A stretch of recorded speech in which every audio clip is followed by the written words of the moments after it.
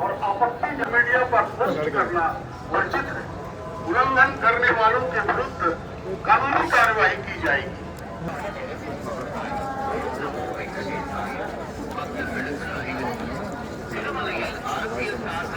ఢిల్లీలో bomb blast జరగడం, కొందరు అసూలు బాయుడు చనిపోవడం విచారించదగ్గ అంశం.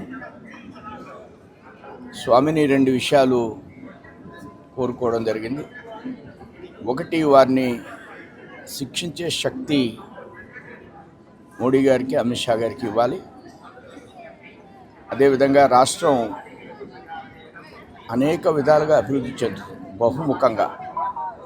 దీనికి మోడీ గారిని సహకరిస్తూ చంద్రబాబు నాయుడు గారు, పవన్ కళ్యాణ్ గారు, లోకేష్ బాబు గారు, వీరు ముగ్గురు నాయకత్వంలో రాష్ట్రం ఇంకా అటు ఇండస్ట్రియలైజేషన్గా 10-15 లక్షల కోట్లు ఇన్వెస్ట్మెంట్స్ వచ్చినాయి. రాబోయేటువంటి రోజుల్లో 50 దేశాలు మన రాష్ట్రానికి వస్తున్నాయి. విశాఖపట్నానికి మరొక 10 లక్షల కోట్లు ఇన్వెస్ట్మెంట్స్తో ఎంఓఎస్ జరగడానికి అవకాశం ఉంది.